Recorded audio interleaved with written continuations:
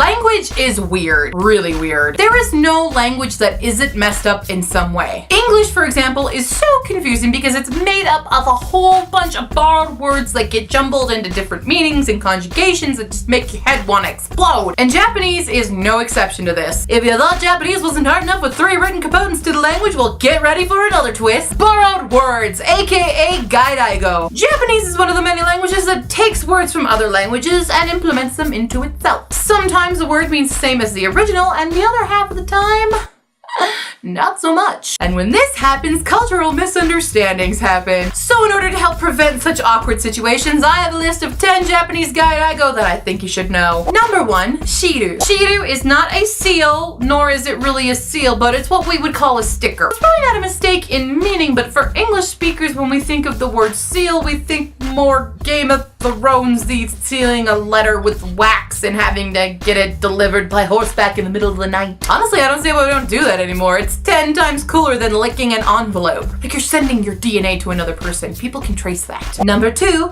pan. If you speak Spanish, you know what this means because it was borrowed from Spanish. It means bread. So if there is one word to take away from your high school Spanish class, it's this word. Number 3, stovu. One of my first winter days teaching in Japan was met by the confusion of this word. When I got to the classroom, all the students kept asking me to turn on the stove. I was pretty sure I was an English teacher, not a home ec teacher. Turns out stovu means heater. Apparently the staff had put all of these big kerosene space heaters in the rooms because there's no central heating and it sucks. But it's getting there. I heard they were finally putting in heaters and air conditioners in the rooms, like the year I left. Number 4, pantsu. This is a close relative of the origin word, so it's easy to see where it came from. But the origin word is not pants, the origin word is panties. A pair of pants or slacks or trousers is actually zubon or jipan. Number 5, cider. I know when I think of cider, I think of a nice hot appley beverage with cinnamon sticks in it. Not the case in Japan. In fact, cider is actually a type of soda. A popular brand being Mitsuya cider, which is actually pretty close to drinking a Sierra Mist, but it's not as strong. So if someone offers you a cider on a hot summer day, don't worry, it's not what you think. Number 6, naive. One of my first cultural misunderstandings in Japan was with this word. I had been a guest at an eikaiwa, which is an English class for adults, and after class I was talking with a couple of the nice older ladies from the class, and they had called me naive. And I got real confused real fast because not only was that a bit insulting, it didn't make sense in the context of our conversation. Luckily, the lead teacher of the class explained to me that naive doesn't mean ignorant, it means kind or sweet. But then again, she could have just been covering for people who were actually insulting me. Probably not though. Number 7, high tension. Having high tension in Japan does not mean that you're stressed out. If you're getting really excited to go to a concert with your friends, you probably have high tension. You're on the dance floor at a club and just letting it loose, you have high tension. Number 8,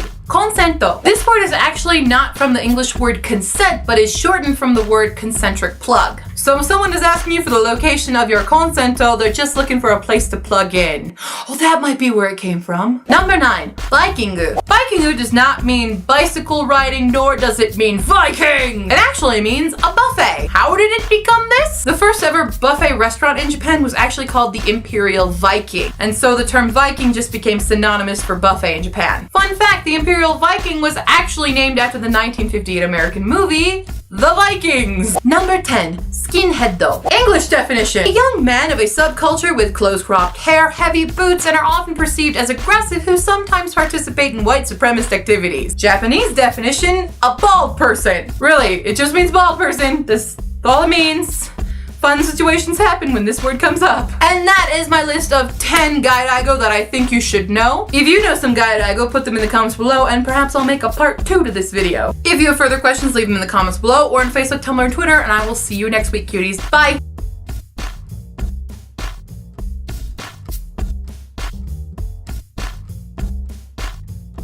Sometimes the word will mean the same thing as original. Original. What is an original? That's a new word we're gonna learn today, kids. I hate living next to an airport. It really freaking sucks. It's my new single coming out soon. Planes! Stop flying over my house!